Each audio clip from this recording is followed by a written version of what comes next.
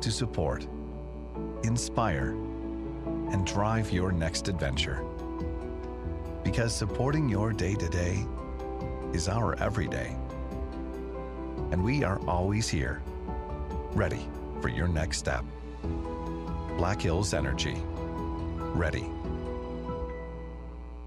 Every day, you share personal information about yourself with others. You may write a check, charge fuel, rent a car, mail your tax returns, schedule a doctor's appointment, or post something on social media. Each transaction may share some sort of personal information, such as bank and credit card account numbers, social security number, name, address, or phone number. There are unscrupulous individuals, identity thieves, targeting these routine transactions, trying to gain your information to commit fraud. If you think somebody has stolen your identity, contact Consumer Protection at 1-800-300-1986. We all know life's busy, and if you get sick, you can get behind pretty quick. That's where Black Hills Urgent Care comes in. No appointments needed, no long waits, just fast, affordable care to get you feeling better quicker. Black Hills Urgent Care has 2 locations in Rapid City on Haynes Avenue and Mountain View Road. You can simply check in online at bhucare.com. That's with the letter U, bhucare.com. When you need care, see the team at Black Hills Urgent Care, the faster way to get better. KIMM Rapid City and K294BT Rapid City, the Black Hills Sports Station, 106.7 FM and 1150 AM, Fox Sports Rapid City. And here's what you need to know. The College Football Playoff Board of Managers has decided to expand the College Football Playoff to 12 teams. It's expected to begin sometime between 2024 and 2026. It'll consist of the 6 conference champions plus the 6 other highest-ranked teams. The 4 highest-ranked conference champions will get a first-round bye. The other 8 teams will play in the first round with the higher seeds hosting the lower seeds. In the NBA, ESPN reports Chicago Bulls guard Lonzo Ball is not expected to participate in training camp and is doubtful for the start of the regular season with lingering pain and discomfort following knee surgery in January. The Boston Celtics announced forward Danilo Gallinari tore his ACL while playing for the Italian national team last Saturday. Coming up 1 hour from now, Serena Williams tries to continue her U.S. Open run when she faces Australia's Ajla Tomljanovic in the 3rd round. I'm Isaac Long.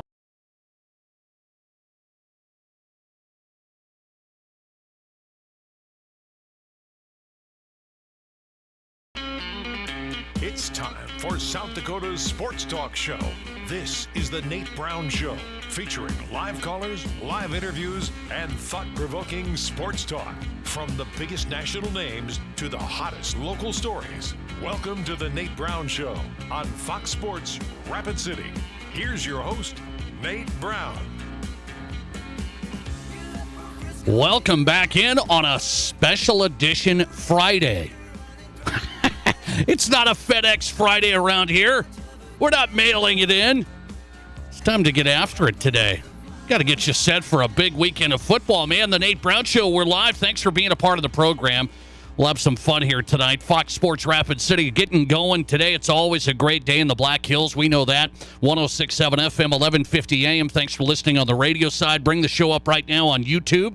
You can watch us, The Nate Brown Show. Subscribe to the channel. We'd appreciate it. YouTube, you've got the live show and the archive show right there. Welcome in The Nate Brown Show on YouTube.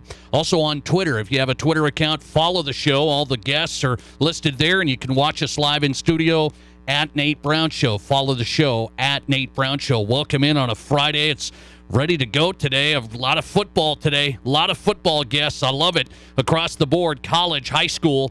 We got you covered. Some big news here. The Nate Brown Show brought to you in part by the Rehab Doctors, the non-operative experts in the Black Hills. What does that mean? They treat injuries without surgery. Okay, so if you have back pain, neck pain, leg pain, they'll treat your injury without surgery. Okay, the board-certified specialist for pain relief without the surgery option. See the Rehab Doctors here in Rapid City since 1997. Take your first step to feeling better. TheRehabDoctors.com. Visit there. All right, on a Friday here, I said a lot of football. We're going to have some fun today. John Bryce is in. He's covering Notre Dame, Ohio State tomorrow. We've got him, national college football writer, footballscoop.com. John Bryce on the way. We're going to go out to Iowa, South Dakota State, Iowa tomorrow. I'm telling you, this is interesting. Everybody's telling me that, hey, that spread is like 20 points. Started at 15-point favorite for Iowa. Then it's up to 20 and a half. It's one of those traps for me. Like, I'm going to go and bet on some games in Deadwood tomorrow, and this is one of those traps. Like, well, South Dakota State, we're emotional with them. We've seen them play against some really good teams in the FBS. They usually compete. They have a great offense. I mean, that whole thing, 20 and a half points, I get it. It feels like a lot for a Hawkeyes team, but this is a good Big Ten team. This is a good Big Ten program. I don't know which way I'm leaning on that. It feels like a trap to say, oh, South Dakota State's going to keep that really close. I don't know about that. This isn't Colorado State, okay? I mean, I would argue maybe it's not even Minnesota a few years ago. I would argue. This is Iowa. So we're going to talk to Matt Zimmer coming up, covering the Jackrabbits and Hawkeyes. Argus leader, Sioux Falls. Matt Zimmer with a preview. High school football tonight. Our game of the week is Stevens at Douglas. We're going to wrap up this show a little bit early. Send you out to Patriot Stadium. Can the Raiders go 2-0? They hadn't been 1-0. Did I hear that right? In 11 years? 11, 12 years? They started the season 1-0. Rapid City Stevens football. Now they can go 2-0. So it's been at least 12 years since they've been 2-0 in a season. They've got Douglas tonight. We'll talk to Jason Andera about our game right there and what he thinks of Stevens. What's the East River perspective here? I'm already hearing some excuses out East River why the Raiders beat Washington. Imagine that. Jason Andera coming up, Midcoast Sports from Sioux Falls. And we will go over to Wyoming today. Cody Tucker covers the Wyoming Cowboys. Can they bounce back? That was a tough outing. It's at Illinois in week 0. They host Tulsa at War Memorial Stadium. Our live broadcast kickoff tomorrow, 1:30 from Laramie, live on Fox Sports Rapid City, and a preview of the Pokes and Tulsa. Can Wyoming get offense going? Can they get any offense going? That's the question I have for Cody Tucker, 7220sports.com, live from Laramie. All right, that's the Friday lineup. Let's get after it. 720-1067 is our number. Join the show if you want in. 720-1067. And the Barron's Wilson text line ready to roll as well. Text the show directly. Your take, comments, questions, 720-1067 on the Barron's Wilson text line. Okay, the biggest news of the day by far, something we heard here a couple of days ago.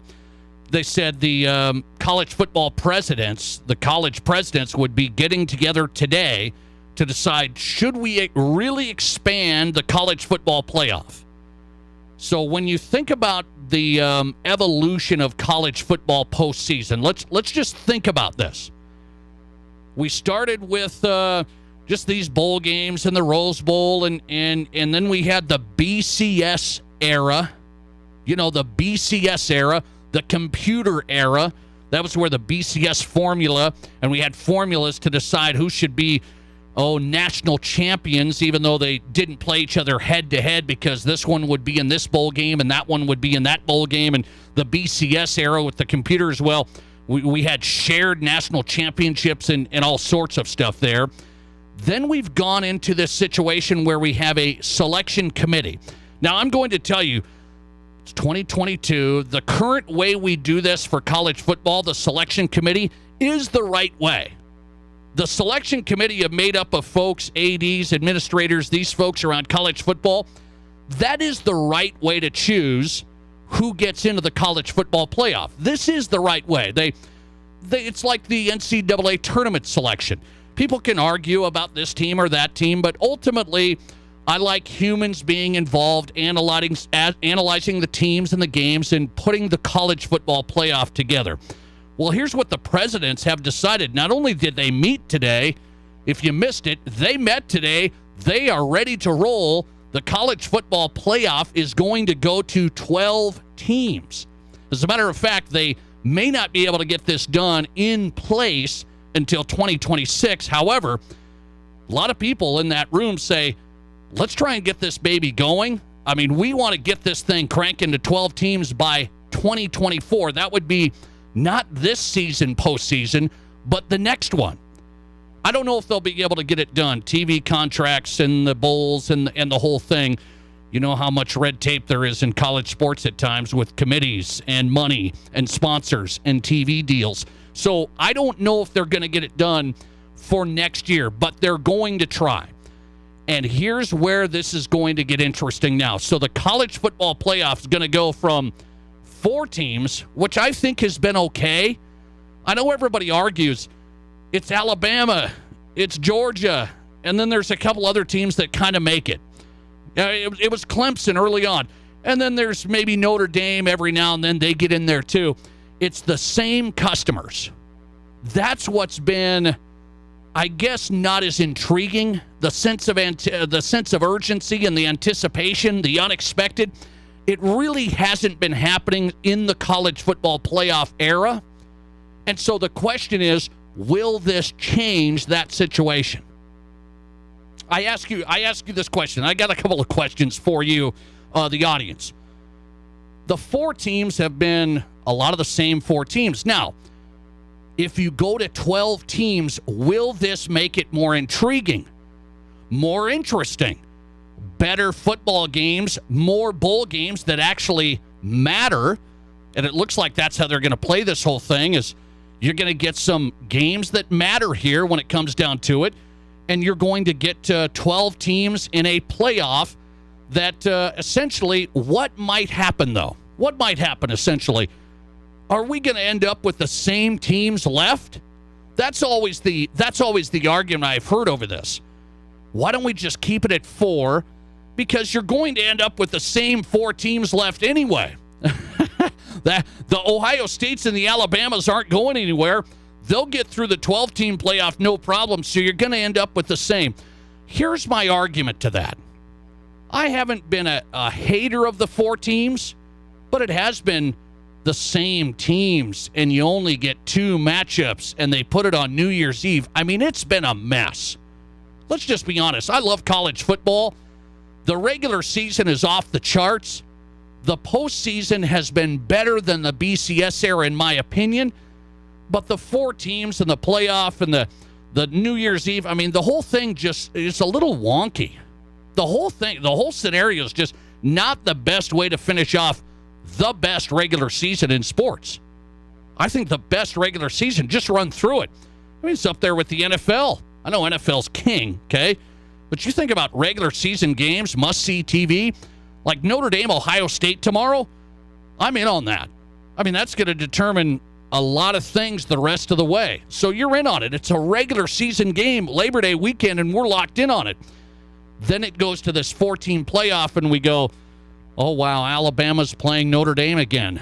Fun. Ohio State's going to play Clemson. Wow, we haven't seen that before. And so the 12 teams, my argument is, will be more interesting. Will we end up with the same story at the end? We might. But what I want to see is more teams in the mix. Not going to the wild 64 like basketball. This isn't March Madness, but it can be increased from 4. It should be. I was holding on to this saying we probably should just go with 8. I was just thinking, it's like, if you're going to do the 6 conference champions, okay, go with them. And then 2 at-larges. Give me a group of 5 at-large. Give me at least one group of 5 at-large. That's why I wanted to go from 4 to 8. Just double it. You don't have to go too crazy and expand it to 12, because here's my worry today. As we go to 12, I don't have too many worries, but because I think this is better than 4. So we always have to, you don't have to be outraged about everything. I would like to see 8, I think, would have been my perfect number. But 12's better than 4, and here's what I'm worried about. One slight worry. Big Ten's going to get more teams in now. SEC's just going to get more teams in now. So you're going to potentially do what? Devalue the Big Ten regular season games, like that Penn State-Purdue game last night. I'm not telling you Penn State-Purdue are going to be in the playoff, but that could have derailed Penn State the rest of the way. I mean, Purdue was right there, ready to go, and Penn State came from behind at the end last night and won that thing. But it devalues. Let's just stay in the Big Ten or the SEC. A loss here or there in the SEC for teams really won't hammer them, because I'm telling you this, They are going to allow more of the Big Ten teams in and the SEC teams in, I believe. They control the purse strings. They bring all the juice. They have all the money. And it doesn't feel like going to 12 is going to do what? Get more group of 5 teams in. That's why I wanted a spot in this to say, hey, if you're going to expand the playoff, at least save a spot for a mid-tier program. I want to see UCF back in the day. I want to see Boise State when they beat Oklahoma way back in the day, right? So I want to see mid-tier at least get a shot. Cincinnati, they've been on the doorstep. They've been right in that mix. And so, okay, Cincinnati, they can't play with the big boys. But I want to see the best mid-tier team out there at least get a shot, and I'm not sure this is going to do that. So let's tell you how they're going to do it. College football playoff expands to 12, and here's how they're going to do it. They're magically, imagine that. Here it is. They're going to do the 6 conference champions. So that means the Pac-12, as it is now anyway, they're in. Whoever wins the Pac-12, they're in. Whoever wins the Big 12, they're in.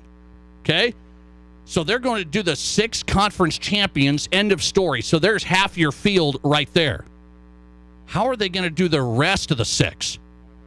Do they have a group of 5 slot? Should they have a group of 5 slot? More times than not, year after year in college football, there's usually a pretty darn good group of 5 team. I think they deserve to be in a 12-team mix. Do we want the upper tier of the Big Ten and throw in 1 or 2 more of those teams, 1 or 2 more SEC teams? Well, what you're going to get is this. 6 conference champions are in, there's half. The rest of the 6 will be the highest ranked teams in the committee rankings. Okay? So when you get these college football playoff rankings that come out, and they rank all the teams, so now instead of just the top 4, we're going to be looking at, it's going to be broken up this way on your screens. It's going to be, here's whoever wins these conferences, they're in, and then it's going to be 6 new teams that are the highest ranked in that mix. After the conference champions, it's going to be the highest ranked 6 teams on down the list. That could end up getting a group of 5 team in. It could. Let me look. I did a little investigation here. How many group of 5 teams would have gotten in based on the last 5 seasons and the new college football playoff format? So the college football playoff goes to 12 teams. How many group of 5 teams would have been in the college football playoff over the last 5 years if we had this situation right now? How many? What do you think? What do you think? I mean, there's a lot of teams. That's 12 teams every year. The last 5 years, 12 teams. The last 5 years. Who do you think out of the group of 5 would have made it? I've got it. It was UCF. Okay, we remember UCF with Scott Frost. They were good. UCF. And here's another one for you. Cincinnati. Okay, Cincinnati. And guess who else? That's it. So the group of 5 situation, they've been left out of this thing for a while. They've been left out of the college football playoff, whether it's 4 or even if we're to expand to 12. They've been left out of this deal. UCF and Cincinnati were the only teams that would have made it if there was 12 teams the last 5 years. I don't think this is going to open the door for more group of 5s. I think it'll open the door for more Big Ten, more SEC. Thanks for calling. You're live today, and you go ahead. Really? I could have told you that 2 years ago. What do you got? What do you think of this? Oh, it's all Big Ten and SEC. That's why they're doing it. I mean, come on. It's for the dollars. Are you kidding me? 5 years ago, UCF and Cincinnati would have never even sniffed it. They would have had 6 Big Ten and 6 SEC. Well, that's what you say. By the rankings, they would have been in. By the rankings, they're going to take the top 12 let's go teams. There. Let's go there for a second. Where's the majority of the sports writers and the people that do the polls, where are they from? Well, I'd say they're probably East Coast. I don't know. Okay. Southeast? They don't give a rat's butt about anything west. Okay. Nate, every year you see Mississippi State, okay, when they made the top 10, I like, are you kidding me? You know, they've been a doormat for 100 years. Okay, I've got to ask you. I've got to ask you. Is this better than 4 teams that we have now? Going to 12 here. What? Oh, I think we should go to 64 like we do the college Do you really basketball. believe that? Do you believe that? Hey, you greedy guys. I mean, come on. Nate, that's guaranteed.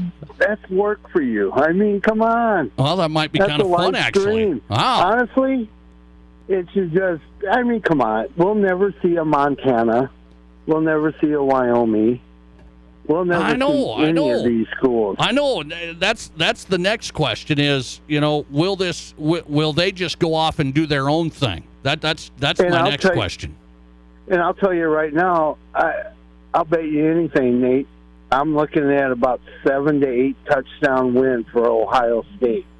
What? That's how much faith I have in Oregon, USC. Come on, they've been adored. They've been the Denver Broncos of the NCAA. Okay. Hey, by the way, Ohio State, Notre Dame tomorrow. Quickly, what's how much does Ohio State win by? Oh, they're going to kill you, bud. They're going to go 24. All right. I don't like the over and under. I don't like the over. I like the under. But all right. Majority of the points are going to be, come on, man.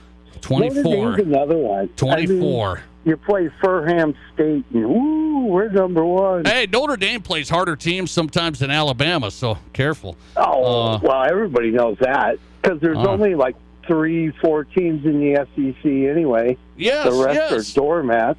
All right, buddy. I appreciate it. Thanks for getting in today. 24-point margin, says Steve, for Ohio State over Notre Dame tomorrow night. Oof. Listener text coming in. Remember Cincinnati's Big 12 in 2023. Yeah, so Cincinnati's jumped up already. Okay, so Cincinnati, but you look at it, group of 5 teams, if you just look at the rankings, if they were to expand to 12 the past 5 years, only 2 group of 5 teams would have made it the whole time. That should tell you the future to come is more Penn States, more Oklahomas, more Wisconsins, more Floridas, more Michigans. Those teams, the upper tier, they can't quite win the Big Ten or SEC, but they're in the upper tier of the Big Ten and SEC, and I think they're going to take the spots in the filled-out 12-team college football playoff. Now, I'm going to tell you, I'm going to tell you again, it's better than 4. The 4 has been milquetoast. It's been bland. It's just been not fun, okay? You might end up with Alabama, Ohio State at the end of the year. I get it. Give me a 12-team playoff, more intriguing as a college football fan. I want to watch games that matter, not just a Sugar Bowl that doesn't. I want to watch matchups, and I do want to watch David against Goliath. I would like to see a group of 5 get a chance each year. This system won't do that, but it may end up getting somebody that has an unbelievable season in the mix. Let's see here. I just want all of the college football playoffs on normal TV airwaves. With it being on cable, it loses some of its accessibility and fandom. I'm surprised about the playoff expansion news. My question is, who is the 6th conference that will get an auto bid?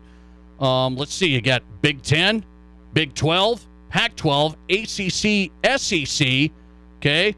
And then I'm thinking which is the 6 conference champions? They don't list that out. They don't list that out. Okay, it'll be interesting to see which one kind of shifts in that category. So you're going to have 6 conference champs, 6 highest-ranked teams after that.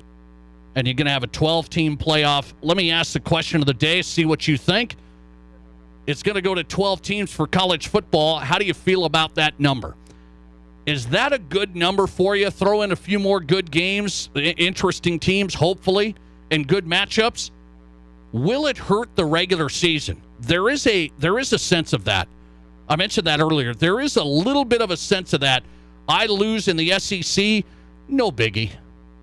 Right now in college football, you really got to try and avoid those losses, because then you start looking, you get one, you get two, you're out, usually. But right now, in a 12-team playoff, if I lose in the Big Ten, I lose in the SEC, I'm not too worried, right? If I'm Michigan, a 2-loss Michigan, am I in still? If a 2-loss Michigan, you got a heck of a better shot in a 12-team deal. Should it be 8 teams? Will it hurt the regular season, or do you love the expansion? My question of the day, 12 teams for college football playoff. They're trying to get it done in 2024. I don't know if they'll be able to. It will be set to go 2026, no doubt. Here's the answers. Here's how the poll breaks up. 58% say, I love the expansion to 12. Perfect number. That's the winning question. 58% love it to 12.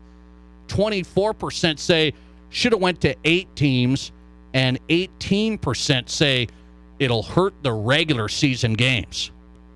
Interesting stuff. 720-1067 on the Barron's Wilson text line. What does John Bryce have to say? He's covered college football a long time. We'll talk to John Bryce about this and the matchup he's covering. Notre Dame, Ohio State tomorrow night. John Bryce, footballscoop.com, national writer next. This is South Dakota's Sports Talk Show, The Nate Brown Show, on FoxSportsRapidCity.com and live on 106.7 FM and 1150 AM. Fox Sports Rapid City.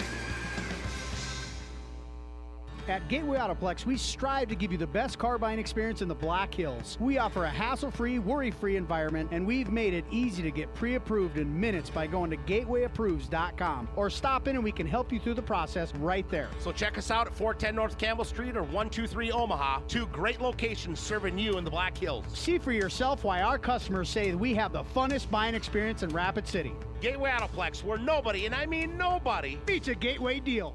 Here's your Fox Sports Rapid City forecast. Lows around 59 tonight under clear skies, southerly winds 5 to 10 miles per hour. Highs level off around 89 tomorrow, clear skies. Clear skies and quiet again tomorrow night, lows dip down to about 62. Dry with temps well above average Sunday and Monday, and highs from the mid-90s to the upper 90s. That's your forecast on the Black Hills Sports Station, Fox Sports Rapid City. Currently, it's 83. Hi, this is Cody Young at High Plains Physical Therapy and Aquatic Therapy Center. I started High Plains PT in 1999, and we've been providing personalized care in Rapid City to help our patients get back in action. Remember, you have a choice for who you go to see for physical therapy.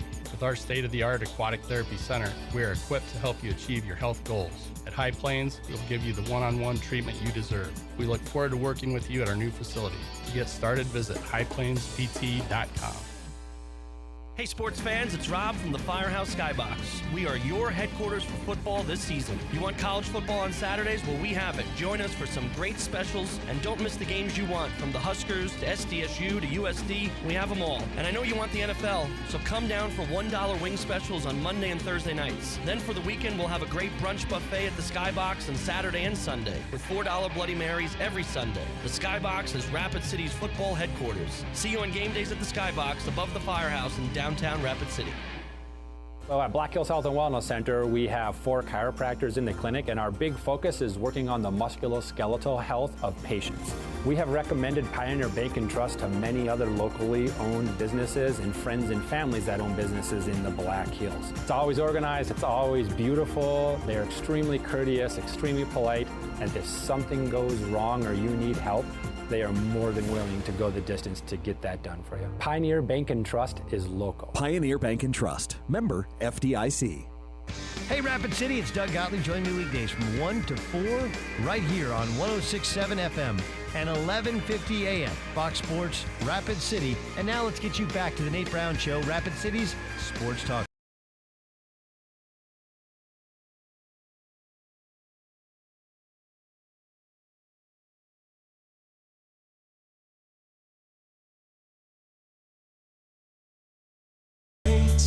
Hey, welcome back in the Nate Brown Show on a Friday.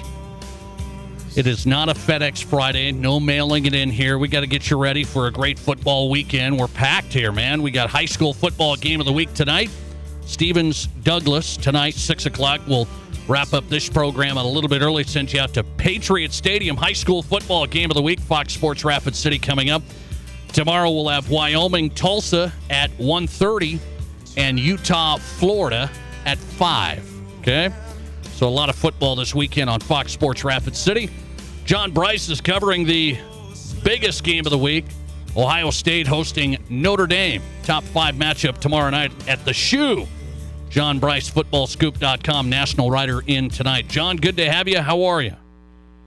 I'm good, Nate. Always enjoy chopping it up with you. Always a good dialogue. So thanks for having me on. Well, I appreciate Friday your evening. time. I appreciate your time. I know you're getting set for the matchup tomorrow night. I'll get into Ohio State, Notre Dame, and get your take on it. It's a big one, but some pretty big news. We know the presidents were meeting today. I was a little surprised that they made the deal happen, but going to go to a 12-team playoff. This has been worked on for a while. Going to go to 12 teams for the college football playoff. What do you think the reaction is around college football around that? I think the reaction overall is positive. There are some coaches out there who flat out don't think their players want this, don't want to risk seeing the bowl game, the bowl system completely become immaterial. And so it's not unanimous, but overall it's certainly a better chance for more players and more programs to have a legitimate shot at a national championship. The vote was official today. I was told last night that already basically done a straw poll and that it was expected to be approved unanimously, and I believe that was the case. So, look, it's about the dollars of the situation. College football has been going through seismic changes the last 15 months, and this is another key part of that. Okay, so I look at the layout here, and maybe I'm missing something. We're going to have the Power 5 conference champions get in automatically, and I see, but it says 6 conference champions. What other conference is going to be at the table here?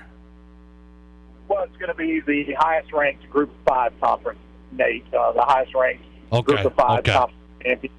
So whether that's the AAC champion or, Sun Belt champion, if Louisiana can continue what it had rolling under Billy Napier with a lot of the non-conference games that Louisiana has scheduled the next few years, then the Cajuns would have a chance to be in that conversation. Maybe it's a Mountain West team, depending on exactly what happens with Boise's future, if they're able to recapture some of their Cinderella years, the past 15 years or so. So that's going to be it. And it's really it says the top 6 conference champions, but obviously if you're a Power 5 conference champion, you're going to be one of those top 6.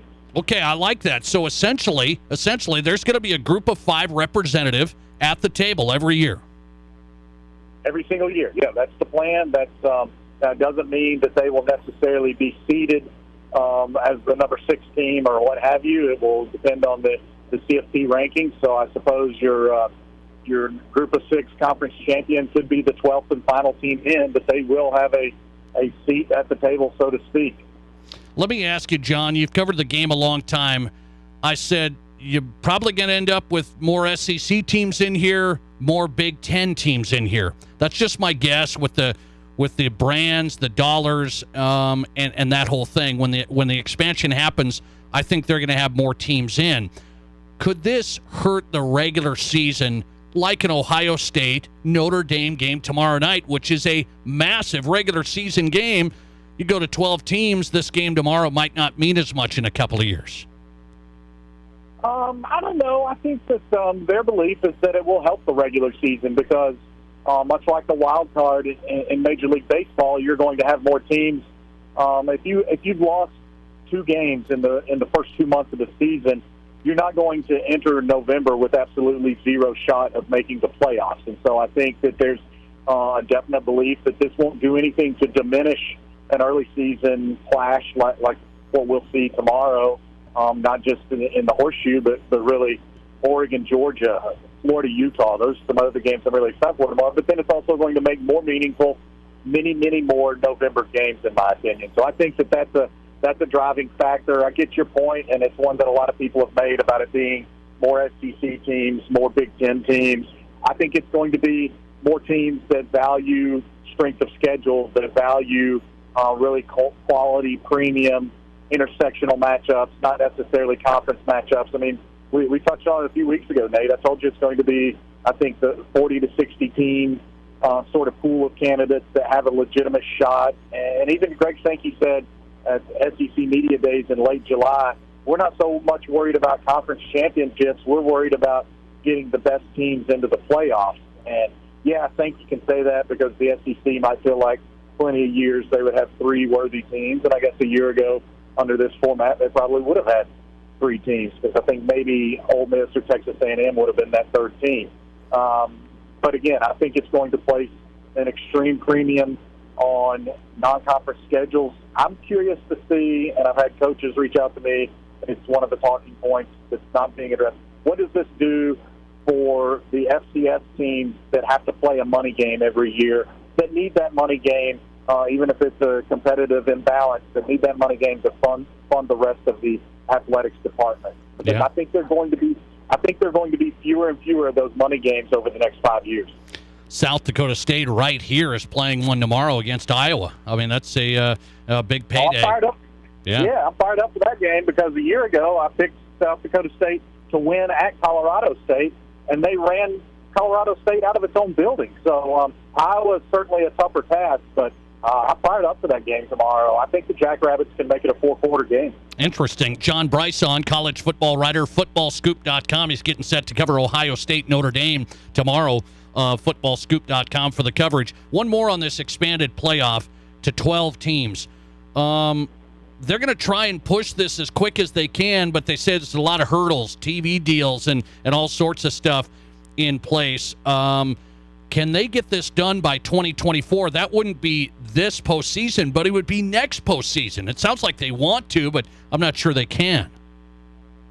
I would think the earliest they could get it done would be the 24 schedule, the 24 regular season. Okay. I don't think it can be done in time for the 23 season, which would be games on New Year's Eve or New Year's Day, 2024. So no, I think that it would be the earliest, based on the people I've talked to, is to conclude the 2024 regular season. I don't think there's any way it will be any later than the 2025 regular season, but there's a lot of parties interested because of the dollars involved, because to keep more interest widespread in the sport, there's a lot of motivation to get it done by 24. John, is this going to help a little bit the Pac-12, for example, from falling apart, meaning, hey, we have a seat at the table, maybe we can keep this conference realignment thing from snowballing? Is this going to delay that stuff? Yeah, I think so. I think it's big for the Big 12. I think it's big for the Pac-12. Obviously, as we've discussed, it gives motivation for Group of 5 programs to remain invested in FCS football. So, yeah, I mean, this is done, don't get me wrong, for money, but this is also done to try and preserve and, I guess, rejuvenate the health of the sport more widespread across the country. Okay, let's go to this. Couple more. I'll let him run. He's on his way covering Ohio State, Notre Dame here on the Nate Brown Show. It's John Bryce, Football Scoop. So, Ohio State, Notre Dame. How big of an underdog is Notre Dame tomorrow? Well, I mean, Vegas has them at like 17.5 points. I can tell you from being on the Notre Dame campus multiple days this week and being around a number of people in the program, they certainly don't feel like 17.5-point underdogs. One thing that I was just noticing today, Nate, that I'll continue to monitor, earlier in the week it was just supposed to be pretty warm and a high of 86 in Columbus tomorrow afternoon. Obviously not that warm at kickoff, but a hot, muggy day. Now there's considerable rain in the forecast. If it's raining in the game, I do believe that's a benefit to Notre Dame. Notre Dame believes it is going to be able to establish the line of scrimmage on both sides of the ball, but particularly on the offensive side of the ball. And obviously rain would slow down Ohio State's wide receivers a little bit, which is probably the matchup I'm most concerned about from a Notre Dame standpoint. I think Notre Dame still has a lot to prove in the second, third levels of its defense. Okay, so second, third level of the defense for Notre Dame, maybe a concern tomorrow against high-powered Ohio State. What about on the offensive side, John? People are wondering, is Notre Dame offensively going to be able to keep up? Again, I just talked about it there. Notre Dame doesn't want to keep up. Notre Dame wants to dictate tempo and pace and believes it can do that. I really like this Notre Dame offensive line. It's come so far since last year. And Jarrett Patterson, I fully expect, will try to play. He's the fifth-year senior captain who suffered a foot injury about 3 weeks ago, been extremely limited in practice. He's starting left guard, starting center all last year, basically. But I think he'll try to play. He's key. He's so veteran on that line. He knows all the calls. He can tell everybody what to do. So, and then the tackles, Blake Fisher and Joe Alt, both of those guys, I'm telling you right now, will be future NFL draft picks. So, again, I like the makeup of the Notre Dame offensive line. They're physical at the tight end position. They got a third-string guy, Sherwood, that just earned a scholarship earlier this camp. He's a bruiser. He'll get in there and lower his head and help clear some space for those running backs. So Notre Dame will not try to get into a track meet with Ohio State. It will try to dictate tempo. Last one for John Bryce, footballscoop.com, national college football writer, Ohio State, Notre Dame. He's covering the game tomorrow night. Marcus Freeman, new head coach at Notre Dame. It's a big seat. He's in it, and now a huge stage tomorrow.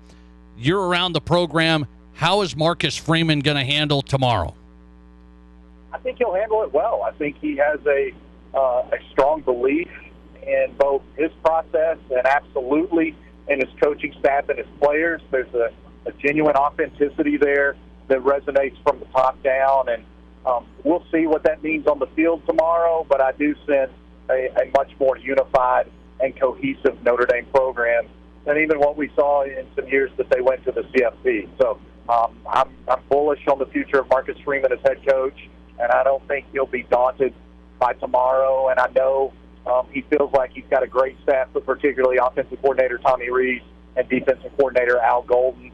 He believes they bring a lot to the table tomorrow. There's a lot of optimism in the Notre Dame camp about Al Golden's impact and what it can be tomorrow against the Buckeyes. Going to be a great one tomorrow, I think. Ohio State's a big favorite, I thought, by the number. And I look at Notre Dame and say, boy, they might have a chip on their shoulder with that one. John Bryce on. He'll cover it at the Horseshoe. Ohio State, Notre Dame, footballscoop.com, national writer, John D. Bryce 1 on Twitter. John, have a great time. Thanks for coming on. Enjoy your weekend, Nate. Thanks, buddy. I appreciate your time. John Bryce on the way to Ohio State, Notre Dame. Hops on the Nate Brown Show tonight. National college football writer covering it tomorrow at the Horseshoe, footballscoop.com. I'll tell you, that game tomorrow is, for me as a Notre Dame guy, do you know my story? So I used to not be a Notre Dame guy. I used to not like Notre Dame. Then I had a friend go to Notre Dame, and I got invited back. They said, hey, I've got tickets. Come back and watch a Notre Dame game. I went back there, and then I went every year for the next 5 years. I mean, I went back there. This unbelievable scene for college football. What a scene for college football. The tradition, the fanfare, the brand, the campus. I mean, it's just unbelievable. And it's quite the community. Quite the community. You would think, oh, it's a big school. Yeah, it's really a tight-knit school. Really, really interesting brand. And so then I was like, how can you not like Notre Dame? How can you not? And then people are like, what do you mean? I hate Notre Dame. No, how can you not like Notre Dame? I went from like a Notre Dame hater to a Notre Dame fan. And then, so I look at this game tomorrow and I say, 17 points? I got a buddy who's going back to the game here from Rapid City. He's got to go watch it. He's back there right now, Ohio State, Notre Dame tomorrow night. I said, 17 points, Notre Dame underdog? That feels like one of those things I should try and make money on, right? At BetMGM tomorrow. Tin Lizzie. That feels like it, and then I go, it's too many question marks for me. Too many question marks. I don't know enough about Notre Dame right now. I don't know enough about the quarterback play. I saw Ohio State high-powered offense, and I'm a little worried that sometimes you just can't stop that assault. Sometimes they'll put up 40 and without even blinking an eye. So it'll be interesting. 17 points seems like a lot with the top 5 matchup tomorrow. Jason Andera's in next on a Friday. Friday night lights are on tonight. Some of the biggest games around South Dakota. Let's talk high school football tonight with Jason Andera from Sioux Falls. Live callers, big-time interviews, and breaking sports news. This is the Nate Brown Show on Fox Sports Rapid City.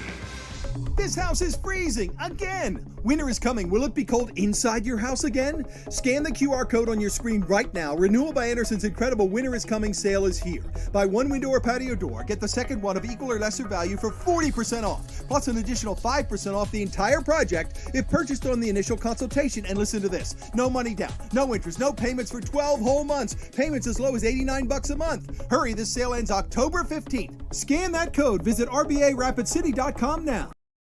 Road Blackhawk.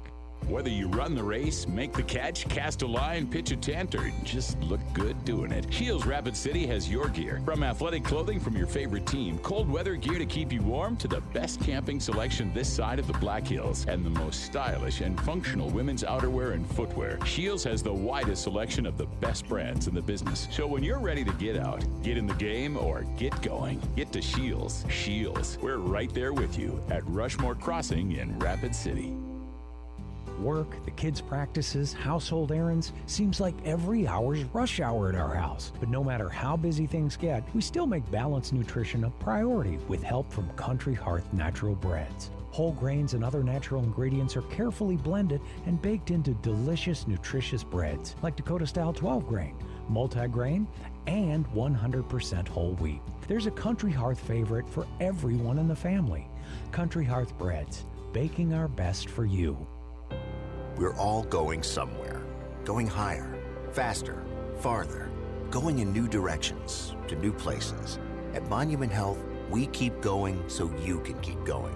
We're dedicated to advanced orthopedic care with the latest innovations, technology, expertise, and treatment. So keep exploring, keep making memories, keep going with Monument Health as your partner. Learn more at monument.health/orthopedics.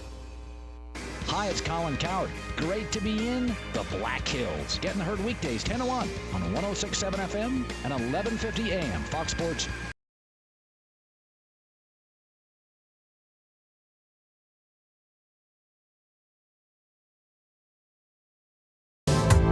Welcome back in on a Friday. The Nate Brown Show, South Dakota Sports Talk Show live, 106.7 FM, 11:50 AM, Fox Sports Rapid City. Friday night lights on tonight. Some interesting games. St. Thomas More, Rapid City Christian. I took the Cavaliers there. I think the Cavaliers will take care of the Comets tonight. Brown's Best, our high school football picks yesterday on the program. I took Stevens to handle Douglas tonight. That's our game of the week. Jerome Wickersham, Dean Gurr will be covering it tonight. We'll go out there for kickoff coming up. Well, Jason Andera was just at a game out there in Sioux Falls. He's covering the Friday night scene on Midcoast Sports. High school football analyst Jason Andera. Find him on Twitter at Andera Midco. Live from Sioux Falls. He was just watching Sioux Falls Lincoln against Rapid City Central at halftime. The Patriots of Sioux Falls Lincoln up 49-6. That hurts. Jason, good to have you. How are you? Good. You were talking about your best picks. My pick was the Patriots were going to beat the Cobblers, and that's looking good so far. Oh, okay. Good pick there, Jason. Good pick. By the way, I do have to say, Sioux Falls Lincoln, going into the season, people thought they might be pretty good. What do you think here so far? They were good last week, and they're still good this week. What do you think of Lincoln? Yeah, to be quite frank, after I watched everybody practice, I thought they were the second best team in 11 AAA coming into the season, but I have not been overly impressed. Even last week against Roosevelt or this week against Central, really. It just as far as execution and mistakes that they continue to make. So they're going to have a huge test next week when they play Jefferson, and then we'll find out if they belong as maybe a top 2 or 3 team in AAA. But right now, I mean, after 1 week, it really looks like this Jefferson and O'Gorman team are in a different league. But I'll tell you what, I still think those top 5 are changeable by the time this season ends. But right now, I think Lincoln's in that group. They have the potential to be a championship team, or at least a top 2 team by the end of the year, but they're going to have to really clean some things up. Okay, here's what I'm hearing out East River after Rapid City Stevens beat Washington. It was a big win for the Raiders. I'm hearing some people out there, well, Washington, had some injuries. I don't know about that. Stevens beating Washington, what did it do for you? It showed me that Stevens is moving in the right direction, and they did this last year against Roosevelt, and the same thing. There's a lot of people that said, well, Roosevelt was coming off of playing 2 games in the last week, and they had a long trip, and blah, blah, blah. Honestly, I think this Stevens team, I like the changes that they've made, simplifying the playbook. I love the addition of Cale Meisman. Jed Jensen, really one of the only third-year quarterbacks in AAA this year. I think he is special. I think defensively they're better than people thought. I agree, though, this Washington team, they've got potential. They did have some injuries, yes. They did make some turnovers in the first half. But I watched that entire game, and I think the second half, Stevens looked like a superior team. I think they're right about where they should be right now. That 5 or 6, right in that grouping is where Stevens should be in 11 AAA right now. Okay, it's interesting. So you may think Stevens, if they play like that, could compete the rest of the way with most teams. Yeah, I think those. Like I said, there's 5 teams in my book: Harrisburg, Brandon Valley, Lincoln, Jefferson, O'Gorman. I think those teams are really cream of the crop right now. I really think they're a step above the rest. But I think Washington, Roosevelt, Stevens are all pretty even this year, and those teams on the right night, if I think a couple things go their way, they can compete with those top 5 teams. But that's how I see the groupings right now, is those top 5, and then I see Roosevelt, Washington, Stevens all fairly even. Jason Andera on Midco Sports live from Sioux Falls, talking high school football. Friday Night Lights on tonight. Stay in AAA here. Brandon Valley got beat. Harrisburg got beat. Those are 2 good programs last year. Can they bounce back? Are they going to bounce back? Yes. I mean, I don't even hesitate to say this Brandon Valley team will definitely bounce back. And Harrisburg, their quarterback had his first varsity start as a senior. I know he's better than how he played last Saturday night. He was flustered. I mean, he was playing his first varsity game, and it showed. And the way they got behind and the way they played an excellent Jefferson team, who was a lot better defensively than I thought, they just were never in that game. And I think they'll definitely be back by the end of the year. And Brandon Valley is just classic. Like last year, I don't know if you remember, they played Stevens right away in the first game of the year.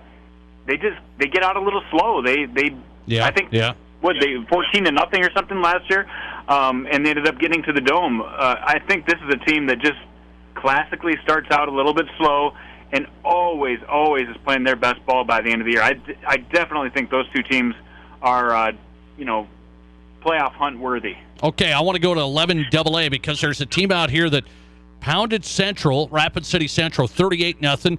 The Sturgis Scoopers. They got good quarterback play. They got some wide receivers. Sturgis is at Mitchell tonight. What do we think about the Scoopers out there? Well, that's the other game. I had a chance to watch the entire game as we broadcast that last week, the Scoopers. And, you could say that the Central team just really has struggled moving the ball.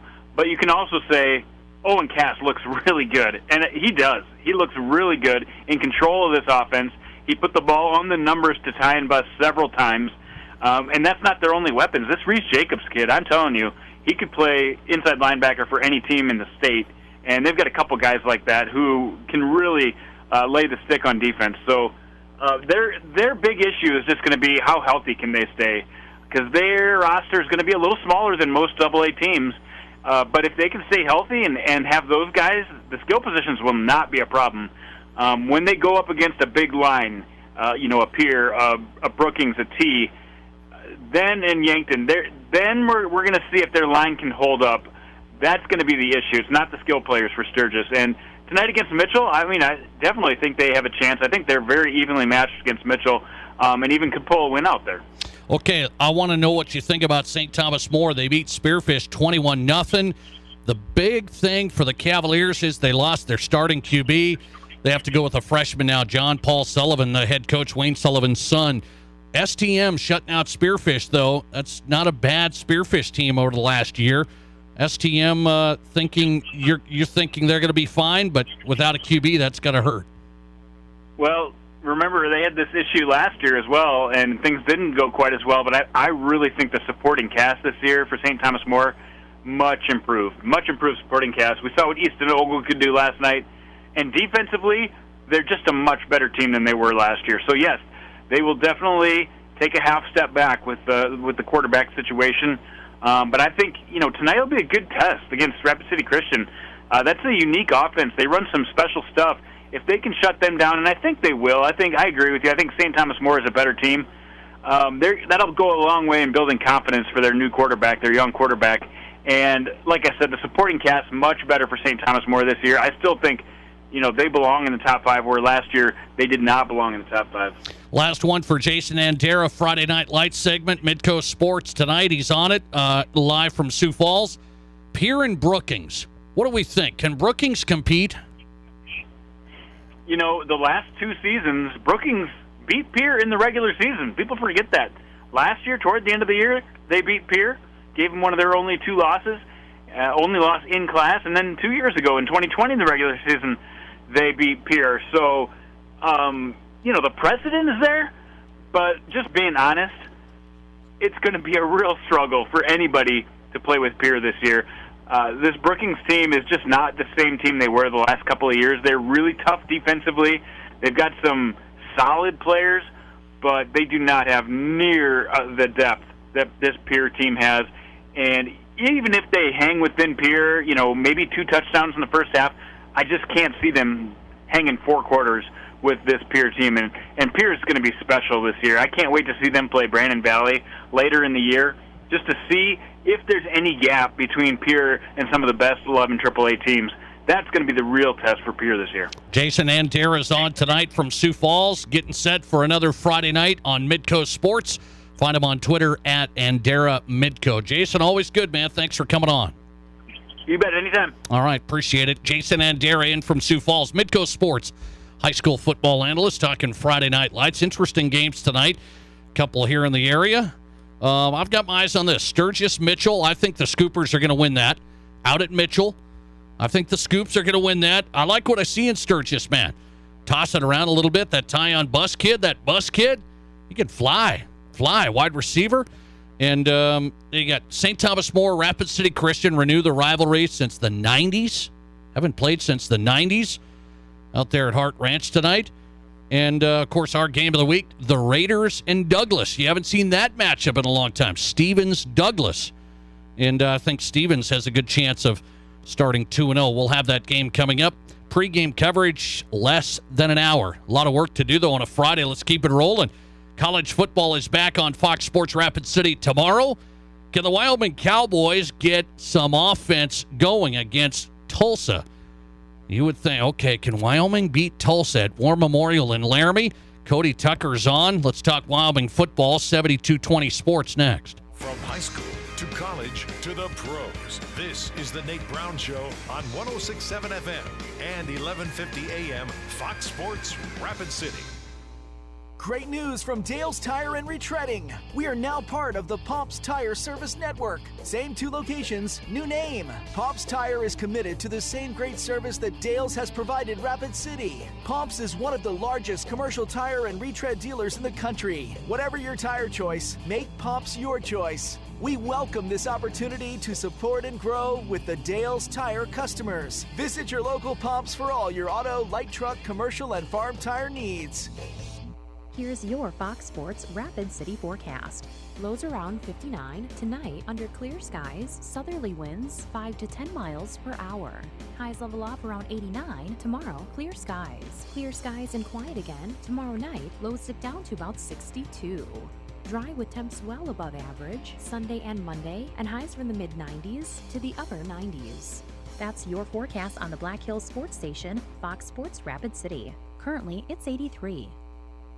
With home values rising in the Black Hills, a cash-out refinance loan from Black Hills Community Bank is a great way to get ahead. Thinking about home improvements or projects? Apply for a cash-out refinance loan from Black Hills Community Bank. You may have cash in your house that you didn't even know about, and you can put it to good use. Think about the potential of what you can do with a cash-out refinance loan. Get started on your cash-out refinance loan application today at bhcbank.com. Member FDIC, Equal Housing Lender.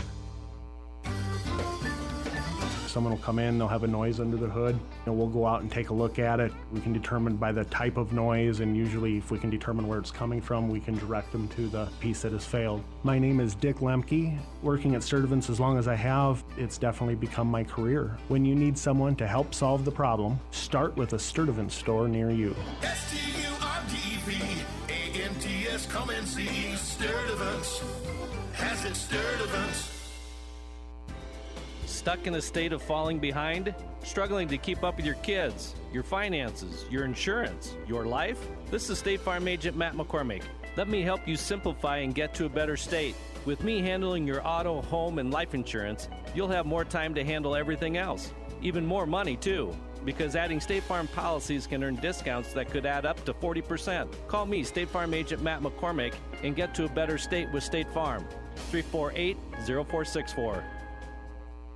Physical therapy, athletic training, and sports science all at one place. Physio in Rapid City. Dr. Dan Jensen and his team at Physio are ready to help you perform at your best. From the youth athlete to the active adult, trust the team at Physio. Physio offers the skilled, personalized approach to physical therapy and athletic training, building the best athletes in the Black Hills as the official strength and conditioning provider for Stevens, Central, and the Rapid City Rush. Learn more at bhphysio.com. Collins Siding has been the region's premier window siding, door, and gutter installation specialist since 1974. They use only the highest quality materials and never compromise on their workmanship. Collins Siding is licensed, bonded, and their estimates always include labor, materials, and applicable permits and taxes. Collins Siding has been providing top quality service and exceeding high standards for over 45 years, and you can find out how by visiting them at 2016 Cherry Avenue. Collins Siding, 2016 Cherry Avenue, Rapid City. Hey, it's Chris Broussard. Remember to catch the Odd Couple weeknights from 6 to 8 p.m. right here on Fox Sports Rapid City. And now, let's get back to Rapid City Sports Talk Show, The Nate Brown Show.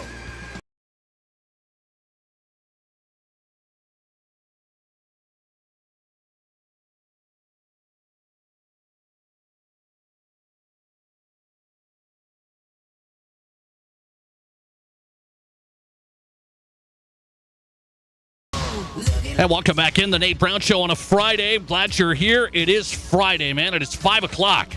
5 o'clock on a Friday. That feels good, right? The Drive at 5 kicking off, brought to you by Summit Automotive Group.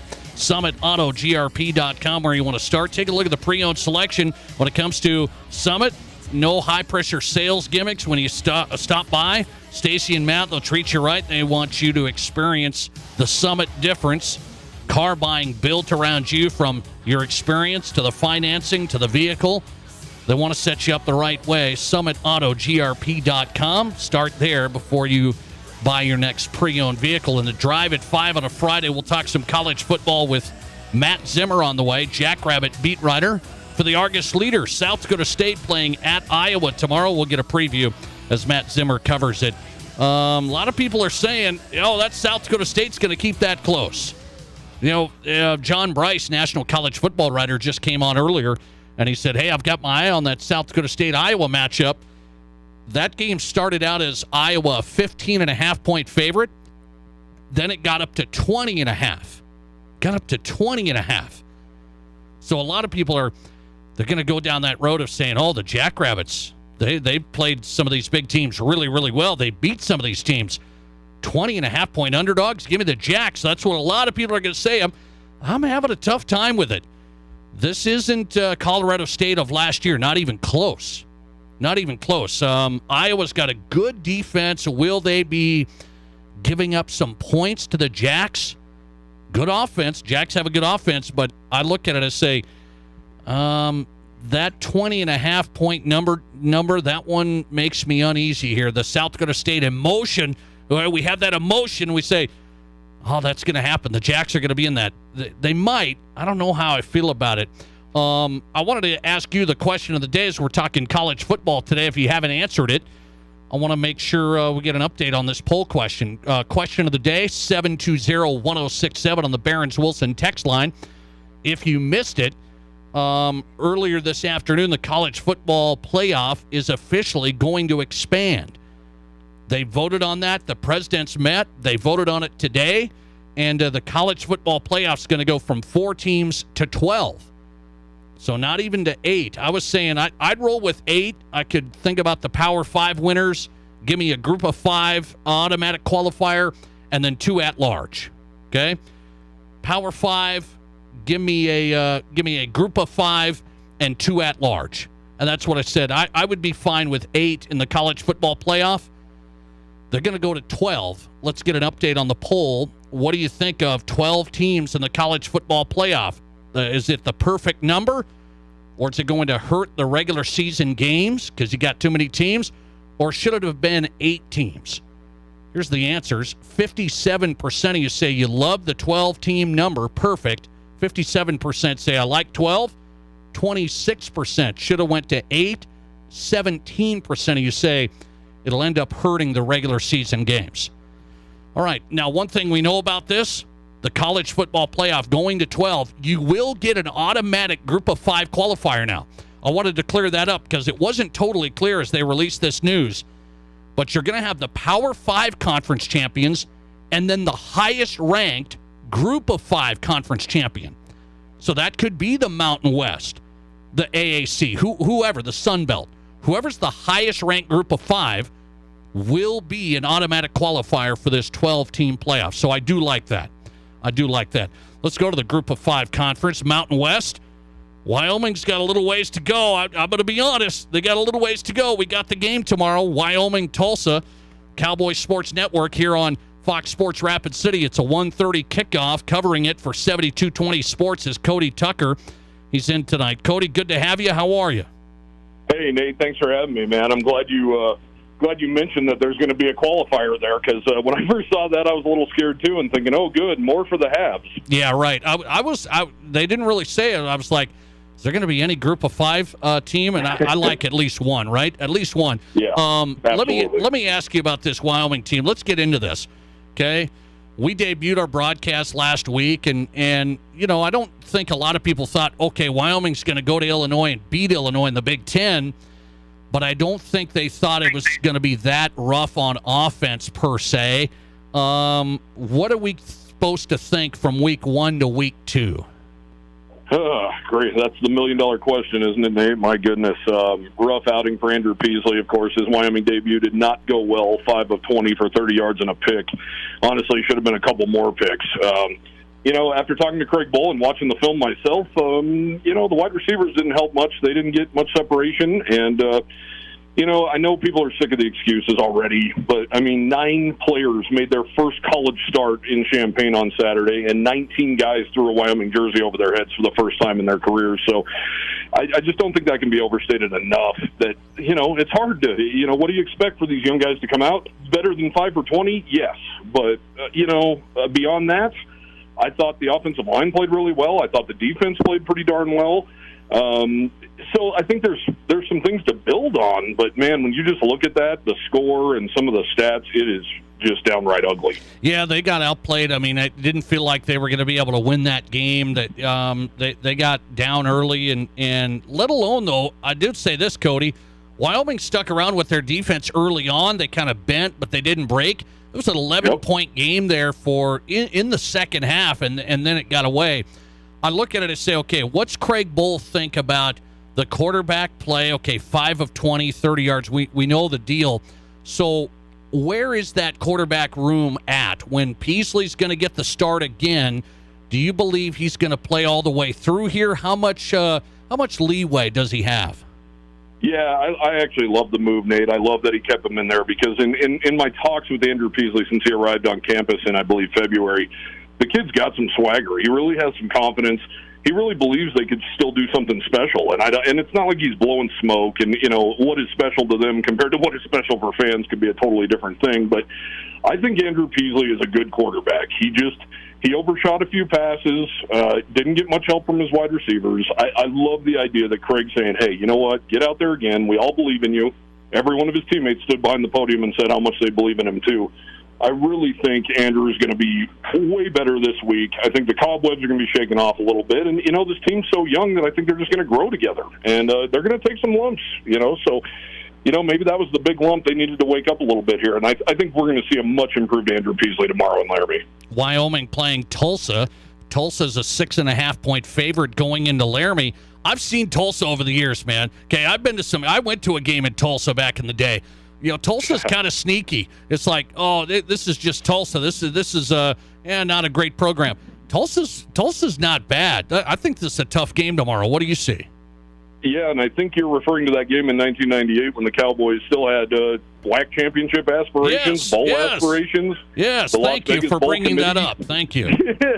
Yeah, Las Vegas Bowl Committee was in the house handing out T-shirts and hats, and then the Cowboys went out and got waxed 35-0 by a lowly 3-win Tulsa team, and they are sneaky good. These two programs met in 2019, and Coach Bull called it a Donnybrook, and he's right on. I want to say 7 Cowboys went off the field that day, including Logan Harris, who had to be picked up by an ambulance in midfield and taken to a local hospital with a concussion. It was a rough one, and the Cowboys lost 24-21, but I believe Tulsa forced 8 3-and-outs. I mean, their defense is salty, and I think these programs kind of mirror each other a little bit. Some disappointing losses, some big wins, and just, they're starting to be bowl eligible every year, and they've really mirrored each other. Even though they run the spread down there under Philip Montgomery, they still value the running game very much, and like Craig Bull pointed out, they also value recruiting high school kids and not going through the portal to build their program. And so I think they really do mirror each other. This is a tough Tulsa team, no doubt about it. Okay, Cody Tucker on 7220sports.com. He'll be covering it, Wyoming, Tulsa tomorrow. Kickoff 1:30 here on the Cowboy Sports Network Live. Reese Monaco, Kevin McKinney on Fox Sports Rapid City with the coverage. So last one, can the Wyoming offense get some points on the board? It has been a struggle. A struggle, Cody. What can they do? Yeah, Titus Wynn, the running back, of course, has some bruised ribs after last week, but I honestly believe the Cowboys got away from the run game a little early last week. Titus was running hard, and the offensive line was really, really good. There's 3 new starters on that line, and I tell you what, if they played on natural grass, Andrew Peasley wouldn't even have to wash his uniform this week. That's how good they were. He didn't even have a quarterback hurry in that game. So I think that's really something you can build on, and I think Titus and possibly DeWine McNeely will be returning from injury this week. I think the Cowboys are really going to establish the run game against a youthful front for Tulsa. I think most of their production is definitely in the secondary, so maybe doesn't bode well for the Cowboys' passing attack per se, but I think Titus Wynn's going to go nuts, and I really feel like the Cowboys are going to pull this one out. Interesting. Wyoming 6.5-point underdogs in Laramie. They play well. Usually they had some tough games last year. The Hawaii's teams like that came in and beat them. Tulsa tomorrow 1:30. Cody Tucker with the coverage. Find him on Twitter at 7220sports and 7220sports.com. Cody, always good, man. Thanks for the time. Thanks, Nate. Appreciate you, brother. Appreciate your time. Cody Tucker on tonight. Getting set for the matchup tomorrow in Laramie. Wyoming, Tulsa live at 1:30 kickoff here on Fox Sports Rapid City tomorrow. Cowboys trying to bounce back from a tough, that was swimming through oatmeal yesterday. Or I should say last week. Swimming through oatmeal. It was just a grinder to get anything going against Illinois. We shall see tomorrow against Tulsa. Into the drive at 5 on a Friday, the Nate Brown Show. I go to this. It's a special edition Friday. Friday special edition. Chris, our loyal listener on Fox Sports Rapid City, you know it. 5 questions from Chris. 5 rapid answers from me in the world of sports. Let's take a look at the questions, Chris, next. You're listening to The Nate Brown Show. This house is freezing again. Winter is coming. Will it be cold inside your house again? Scan the QR code on your screen right now. Renewal by Anderson's incredible Winter is Coming sale is here. Buy one window or patio door. Get the second one of equal or lesser value for 40% off. Plus an additional 5% off the entire project if purchased on the initial consultation. And listen to this. No money down, no interest, no payments for 12 whole months. Payments as low as $89 a month. Hurry, this sale ends October 15th. Scan that code. Visit RBARapidCity.com now. Maybe, but CD rates of 2.18%? Absolutely real. A CD rate that's hard to believe is yours right now at Highmark Credit Union. Earn up to 2.18% on an 18-month certificate with a bump-up feature, or up to 1.75% interest on a 5-month certificate. There's a $500 minimum investment, limited time offer. Select from a variety of CDs and put your money to work at Highmark Credit Union. We'll make it happen. HighmarkFCU.com. In the past, if you needed auto body repair, you had to get multiple estimates and then try to get your car into a shop for repair. Well, not anymore. In most cases, you can stop by one shop, get your estimate, and schedule your car for a repair. The question now becomes which shop you choose. If you like quality, choose J&J Truck and Auto Body. They have ASE, PPG, and Gold iCar certifications that allow them to offer you a nationwide warranty, and they'll work with your insurance company so you're pleased with the outcome. J&J Truck and Auto Body, 1513 East Philadelphia. KIMM Rapid City and K294BT Rapid City, the Black Hills Sports Station, 106.7 FM and 1150 AM, Fox Sports Rapid City. All right, it's summer in the Black Hills, and if you're looking for the best place to have a cold one, the best selection by far is at Pour 54 downtown. 54 taps of beer from local and regional breweries, a great sports area upstairs, and they're bringing in live music with their summer concert series. Pour 54 has something for everybody, and the food is outstanding. Enjoy summer in the Black Hills and take your crew to Pour 54 downtown Main Street.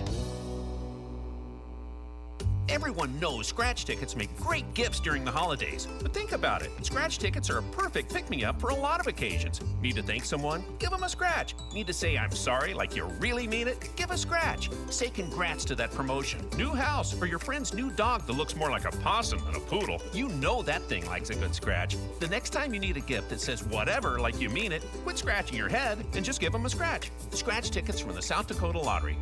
Good fun. Must be 18 to play. Please play responsibly. Hi, this is Dan Patrick. Remember to catch me weekday mornings from 7 until 10 a.m. right here on 106.7 FM and 1150 a.m. Fox Sports Rapid City.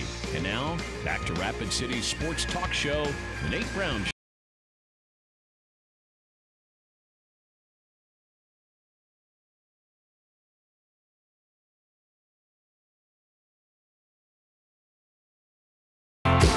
All right. Did you have a nice week, everybody? I hope so. It's Friday in the Black Hills. It's always a great day in the Black Hills. The Nate Brown Show is live. South Dakota Sports Talk Show. Thought-provoking sports talk. The biggest national names, the local sports newsmakers, all wrapped up right here on Fox Sports Rapid City and the Drive at 5 presented by Summit Automotive Group. SummitAutoGRP.com. Start there. Matt Zimmer's going to join us live from Iowa. Getting set for the Jackrabbits and Hawkeyes tomorrow. South Dakota State trying to knock off Iowa. Matt Zimmer, the Argus leader, covers the Jacks. What are the chances? What are the chances tomorrow? We'll talk to Matt Zimmer straight ahead. It's a special Friday edition. Special Friday edition of 5 questions from Chris. I've been waiting all week, Chris, and you delivered.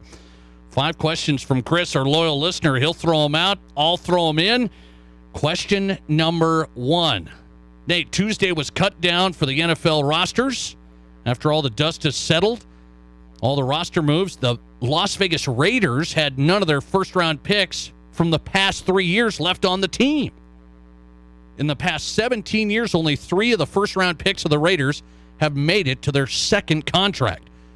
What are you up to here, Chris? So he said the draft is full of busts for teams from QBs to linemen. Why is it so hard to find NFL caliber players? That's a loaded question, Chris. I thought you were going to take it easy on me on a Friday. It's a loaded question, but it's interesting because that's interesting. You point that out with the Raiders. None of their first-round picks from the past 3 years are left on the team.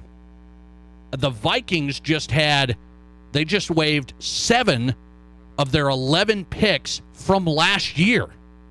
Yes, 7 of their 11 draft picks they waived for the Minnesota Vikings just from last year. So it does happen. Why is it hard to find NFL caliber players? My only answer is this, and I've said this for a long time. There are unbelievably talented athletes. There's that dude, right? There's that dude. Ryan Leaf was a guy. Ryan Leaf was a guy. Could sling it, could throw it, could play quarterback. Couldn't handle being the pro. Jamarcus Russell was big, fast, strong arm. Couldn't handle being a pro. I just pull out 2 guys like that. There is a laundry list, and I mean a long list. What I mean by it, a lot of talent. When you become pros, when you get millions at 22 years old, it can either go pretty well and you stay hungry, you stay a chip on your shoulder, you stay being a pro, or I believe the mental side of this in a big way. I believe this. Why is the NFL full of busts? Some guys don't get it done when it comes to just outside of the talent. Some guys are not character guys, teammate guys, mentally strong guys. I really believe that. When you throw in all the factors of stardom, fame, money, fortune, and the rigors of the NFL, and you got paid right away. Hey, I got my money. I was drafted by the Raiders. I was drafted. I got my money. I'm good. I made it. Many of the guys think they can't make it to that second contract, or they don't because they just don't have that professional edge. That's why I compliment the Peyton Mannings of the world, the Tom Bradys. Okay, you think about some of these guys that have done a great job for such a long time. There's pros, and then there's guys that have all the talent in the world, and they can't cut it. I really believe that. Question number 2. Wow, loaded up on a Friday. 5 questions from Chris. After the Big Ten Conference announced the new TV contract for $1.2 billion, it came out that if during the term of the 7-year rights, Notre Dame decides to join the conference, there's already a dollar amount within the contract on how much that media right would increase. So if Notre Dame joins the Big Ten, they'll get even more money. Is there any university anywhere close to the stature of money for the conference outside of Notre Dame? Probably not. I mean, Notre Dame's had their own deal, right, with NBC. It hasn't been, $200 million a year, crazy stuff. But Notre Dame brings the brand. It is a national brand. Oregon's not a national brand. It's a big brand. Washington's not a national brand. It's a fine brand. I don't think you're going to grab somebody from the Pac-12 to replace Notre Dame. Notre Dame's the big cheese. Notre Dame's the deal. Will they join the Big Ten? That's a long story. We shall see. I think they want to stay independent. We shall see how much money flows their way as an independent. Question number 3. Baseball attendance in Major League Baseball has been on a steep decline. It's not happening with just teams on the low payroll. It's happening to other teams that win. 23 out of the 30 Major League Baseball teams have seen a 6% decrease in attendance. What can teams do to make it more fan-friendly and a better experience? I don't know on that one, Chris. That's one of those things. Everybody tries the bells and whistles. What if we did this at the stadium and we had this fan zone and we had interactive seats and you could, do stuff on digitally on your seat and you can bet on the games and the whole thing. The problem is in 2022, we can bet on the game at home on our phone, grab a cold one, sit in a theater room, game room, relax. You don't have to put up with parking, traffic in those big cities. I think it's tough. And by the way, Chris, it's not just Major League Baseball. I mean, I know there's a lot of teams losing attendance there. It's college football. I mean, it's major college football programs that have had drops in attendance. People are not going to the games as much because it's so accessible. Streaming, phone, TV, and it's a lot cheaper. I don't know what you can do. I think attendance is one of those things that it's kind of swimming through oatmeal right now. It's a grinder. And I don't think a lot of improvements can be made to the at-game experience. I love live games. Question number 4. Payments to ex-football coaches in college during the past 15 years. The University of Nebraska is second behind Florida in payouts. They paid Solich, Callahan, Pelini, Riley. They were all fired shortly after signing an extension. Now Scott Frost, his buyout is halved on October 1st. Will Scott Frost be getting another check to not be coaching for Nebraska? Oh, that's a tough one. That's a tough. Let's. I'll just say this. I'll say this. You got that date right, Chris. October 1st. His buyout, if the Huskers want to move on, because you don't want to have a lame duck coach with the recruiting and the future and the whole thing. You got to be careful with this. October 1st is the time. Where are the Huskers at? They win tomorrow. They win against Georgia Southern. They win against Oklahoma. And then we're all throwing a party, and Scott Frost is leading the way. It's a pizza party paid for by Scott Frost if they beat Oklahoma. But that's the kicker. So watch it. September 18th. Can they compete? Will they be 2-2 after Oklahoma? Then the Big Ten schedule starts, and now it's going to be interesting getting into October because Purdue's on that schedule. They looked good last night. I'm not going to say yet if Scott Frost is going to get bought out. It's the jury's out. It's real. The jury's out there. October 1st is when it gets halved on that buyout. Nebraska's already paid, as you said, a lot of money to coaches let go. Last question from Chris on a Friday. Question number 5. Do you buy into the conspiracy theory Deshaun Watson's suspension of 11 games was done on purpose to bring him back against his former team, the Houston Texans? No, I do not.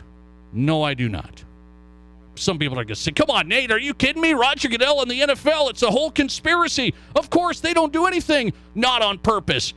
They wanted to bring Deshaun Watson back against his whole team, his first game. I think it just happened. I think it just, it's one of those things. Yeah, 11 games. Oh, look who you're playing, the Houston Texans. I don't think anybody's going to be, like, glued to the TV to watch Deshaun Watson and the Browns against the Texans. I mean, might be a little interesting, but it's not. Oh, I want to see how the Browns and Texans do here. I don't think the NFL brought that one just to provide more excitement. Let's just say that. Conspiracy theories. Not a big guy on conspiracy theories. And by the way, guess what? Baker Mayfield opens up against his old team. Is that an NFL plan too? No. Okay. All right. Tinfoil hats are put away, Chris. They're not here. 5 questions from Chris on a Friday, the Nate Brown Show. Good stuff. Back with Matt Zimmer. Can the Jackrabbits compete with the Hawkeyes in Iowa tomorrow? We'll ask him next. You're listening to The Nate Brown Show. Follow us and watch the show live on Twitter at Nate Brown Show. This house is freezing again. Winter is coming. Will it be cold inside your house again? Scan the QR code on your screen right now. Renewal by Anderson's incredible Winter is Coming sale is here. Buy one window or patio door, get the second one of equal or lesser value for 40% off, plus an additional 5% off the entire project if purchased on the initial consultation. And listen to this. No money down, no interest, no payments for 12 whole months. Payments as low as $89 a month. Hurry, this sale ends October 15th. Scan that code. Visit RBARapidCity.com now. Here's your Fox Sports Rapid City forecast. Lows around 59 tonight under clear skies, southerly winds 5 to 10 miles per hour. Highs level off around 89 tomorrow, clear skies. Clear skies and quiet again tomorrow night, lows dip down to about 62. Dry with temps well above average Sunday and Monday, and highs from the mid-90s to the upper 90s. That's your forecast on the Black Hills Sports Station, Fox Sports Rapid City. Currently, it's 82. At Black Hills Federal Credit Union, we are committed to improving the lives of our members and bettering our communities. As your community credit union, we're here to get to know you and your unique needs. From extended service hours to the newest technology, we have you covered. Stop by any location to get started or text or call 605-718-1818. BHFCU is member-owned, not-for-profit, and federally insured by the NCUA. The cars, trucks, and SUVs you're looking for are at Denny Menho Rushmore Honda. Shop imports and domestics, many local one-owner trade-ins, plus the area's best selection of pre-owned Hondas and Honda certified pre-owned. With qualified credit, buy with no money down, and get financing available as low as 1.99% APR.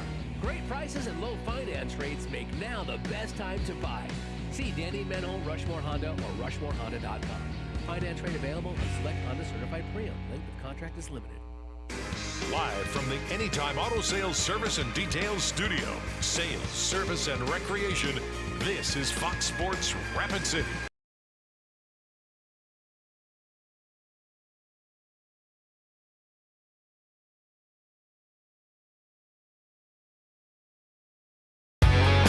Welcome back in the Drive at 5 on a Friday, South Dakota Sports Talk Show, the Nate Brown Show Live. If you miss any of the shows, go to the Nate Brown Show podcast. Thanks for listening to the podcast. Good listens over the past few months here. Download the podcast where you find your podcasts. All of them are there. The Nate Brown Show podcast, Spotify, Apple, Google, Amazon. Wherever you get your podcasts, the Nate Brown Show podcast readily available. We're live with Matt Zimmer. He's in Iowa. Jackrabbit beat writer for the Argus Leader, does a nice job covering South Dakota State. South Dakota State at Iowa tomorrow. I'm interested. Matt Zimmer's been around the Jackrabbits here in fall camp. Find him on Twitter at ArgusMattZ. Matt, thanks for coming on. How are you? I'm good, Nate. How are you? I'm doing good. So I want to ask you the pulse out there in Iowa. Is this do the Hawkeye faithful, the Hawkeyes going, yeah, we're not too worried about this? Or is South Dakota State maybe have them turning their heads here? I get a sense that there's some nervousness with the fan base and the media that follows the team. I mean, what South Dakota State's done the last couple of years has been pretty impressive, and obviously they're not too far away, just a neighboring state. I think they know. And but I think the bigger thing probably is, what was it, 6 years ago, they were ranked in the top 15, and they got beat by North Dakota State. And everyone knows that North Dakota State is, who they are, but also that the Jacks are kind of right there with them, that they're a team who's beaten North Dakota State. So I think most people are expecting a win. And I also think when the spread started coming out and we started seeing numbers like 15, 16, 20 and a half, I saw at one point, yep, maybe that changes the narrative a little bit. Maybe that gets people thinking, maybe this isn't going to be as close a game as some people are thinking we are. But I think that's pretty high spread. So I do think that the number of people who are going to show up to Kinnick thinking, that they're going to watch a 40-7 blowout, I don't think too many people are expecting that. Okay. The popular thing on this show is, hey, South Dakota State, man, 20 points? That's the spread? Come on. I'm taking South Dakota State with the points there. And I go, I understand it. I get it. I'm going to pump the brakes on it because this isn't Colorado State, and I'm going to argue I don't know if it's Minnesota. When they played Minnesota, I know Minnesota had a good year that year, but I don't know. This is Iowa. This is a perennial, pretty darn good team in the Big Ten. I think this is a tough road tomorrow. It is. I mean, it's one of the best defenses in the country, and I think that's the big thing. I think a lot of people are looking at it and going, with all that power that Iowa has on defense, most of it coming back. And obviously there's been a lot of talk about how Iowa's offense wasn't very dangerous last year, wasn't terribly explosive. But they do have a lot of guys back. Their quarterback's coming back, and he didn't have a great year last year. But, you expect improvement. When guys come back for another year, you think they're going to be better. And so I think there's certainly an opportunity for Iowa. I wouldn't be shocked if Iowa won by 20, because especially in games like this, we're talking about the final score. Like, I don't think anyone would be surprised if, it's a 4-point game going into the fourth quarter, but Iowa might pull away late and manage to cover a spread like that. I don't know. Having said that, FDSU, I know they've only won 2 games ever in these FBS matchups, but I think they've covered the spread almost every time. So if you are a betting man, it's probably the safe way to go. But, you didn't hear that from me. I am a betting man, and I'll be in Deadwood tomorrow, okay? So Matt Zimmer on tonight. I looked at it. By the way, I'll ask you about my other game, but I'm going to stay focused on this one. South Dakota State offensively, do you believe they can move the ball, put up points against Iowa. That's one thing I kind of think they might, but I'm not so sure that maybe the South Dakota State defense is going to be able to really hold down Iowa as much as people think. I'm kind of with you. I think a lot of people are assuming this is going to be a low-scoring game because you've got this great Iowa defense and an Iowa offense that, like I said, wasn't very explosive last year. But it is the first game of the year. Funny things happen. And like I said, I think that Iowa offense expects to be better. And SDSU's got a lot of questions on defense. You know, it was a good defense last year for the FCS, but it wasn't great. And now they're going up against a Big Ten team. And conversely, yeah, Iowa's defense is good, and they're loaded, and they got all these linebackers coming back and everything. But South Dakota State's offense, man, I mean, every one of those skill players is a potential NFL guy.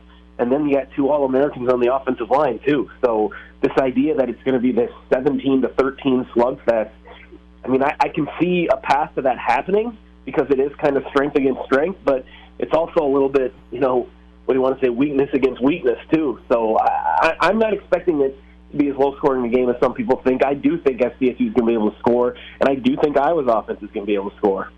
Okay, Matt Zimmer on ArgusLeader.com. He's covering it, Jackrabbits and Hawkeyes tomorrow. The spread started at 15.5. I've seen it get up to 20.5 in favor of Iowa. One last one, Mark Gronowski. How good do we expect him right away? Great question, and I can't give you an answer. You know, I mean, he's healthy. He's 100%. It's been, you know, a long time since he's played football. But, you know, that was a different season. It was that spring season. He was a true freshman, was kind of just being asked to go out and make plays because he didn't even really have a full grasp of the offense yet. Now he does. You know, he's a year older and has the more experience and physically better, all those things. But this is Iowa, you know, and not only that, someone pointed out to me earlier in the week, that spring season we still had socially distanced crowds. He's never played in front of a full stadium, let alone a full stadium of 70,000 people. So, you know, I'm certainly not saying that I don't expect Mark to have a big year and be a very good player for the Jacks this year and tomorrow. But whether he's going to come back as if nothing happened and pick right up where he left off, that'll be a tough task. Iowa and South Dakota State. Matt Zimmer will have the coverage. Argus Leader, he's out there at Iowa Live. One question, FCS team facing Nebraska. It's North Dakota. And I said I'm going to Deadwood. I think Nebraska blows out North Dakota. Am I crazy? No. I mean, that's what Nebraska should do.